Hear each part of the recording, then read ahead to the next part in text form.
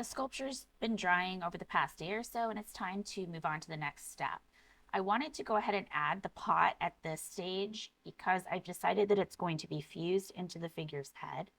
It's supposed to be representative of how we put all of these different things into our head. You think about them as the ingredients for identity, um, from different cultures, from different experiences that we've had. So right now I am adding in the cotton layers. I first glued the pot down. I put a small dab of glue underneath the soda can structure and let that dry before I started the stage. But this is also a great time to show how the different layers of the cotton interlock. I'm using larger pieces of cotton, using the cotton sheets, and you'll see that I've put one piece down. And then on the next piece, I'm going to alternate where I place it. Placing alternate smaller layers of cotton is usually how I work. And each of the pieces as they dry interlock, forming a better base structure. It's more sturdy, less likely to come apart and break.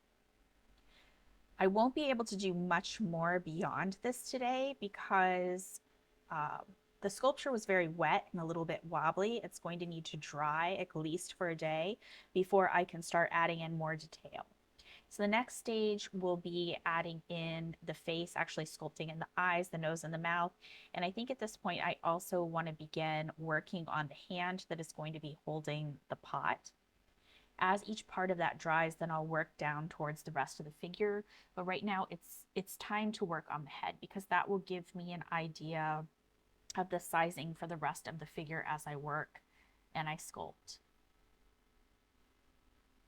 This is the part of the sculpture that becomes more interesting. Adding the face and when I paint, it's painting in the eyes, is the part where the figure starts to wake up and come alive. Each figure takes on its own character and you start to see what it's going to become. I can see the finished steps in my head, what the sculpture will look like. Sometimes that changes while I'm sculpting it. But this part, adding the face, is both technical and it's also just enjoyable. It's where the creativity really starts to wake up. So when you're sculpting the face, it's the same thing as with the pot. You're adding in small bits of cotton and you're layering it in over each other.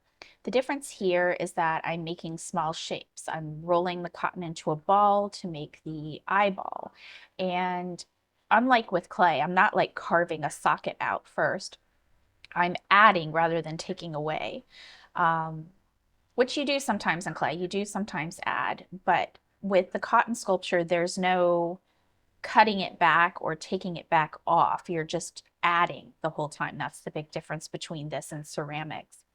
So I've rolled the eye by making a ball. I'm making like a flat shape to make the lid. I'm adding in layers of facial structure, the cheeks, the chin, adding in the lips.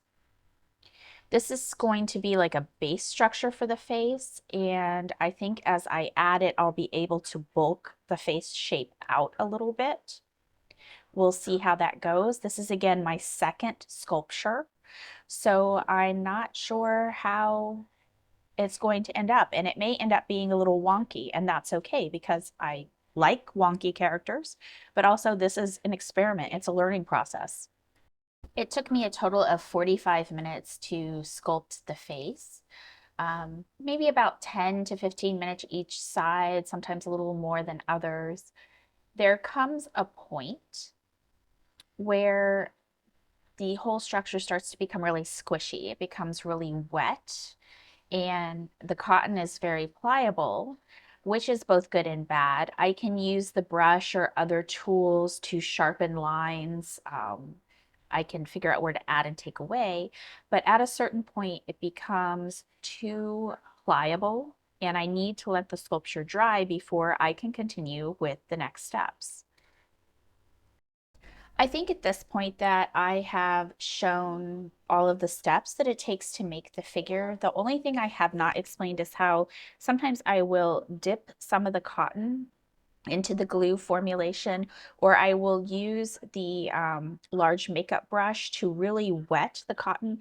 Then I will squeeze and shape the cotton into the shape that I want before I apply it to the structure. And then I'll use another thin layer of cotton over that with some more glue to make sure that it sticks to the figure.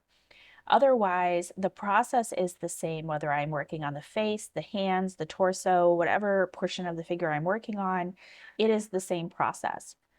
So I think that in the upcoming videos, I'll probably just announce what step I'm at and then move forward with a process video where you watch me work and I set it to music.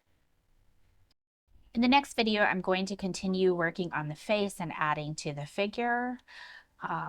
If you have any questions about what I'm doing specific to the process, please feel free to ask those below in the comments. It will probably take a few more videos in the series because I have to let the figure dry in between stages. Depending on where you live and the amount of humidity you have in the air and the time of year it is, you are going to need anywhere between a couple of hours to a couple of days in between each stage of working on the figure. And you'll kind of know when you have to stop because the cotton will become too pliable. There comes a point again where I'm worried about losing some of the structure that I have or squishing it because it is too wet. The layers below do become a little bit wet as you work on the layers above them. So if you want to see the next stage, please like and subscribe. Thank you for watching, and I will see you in the next video.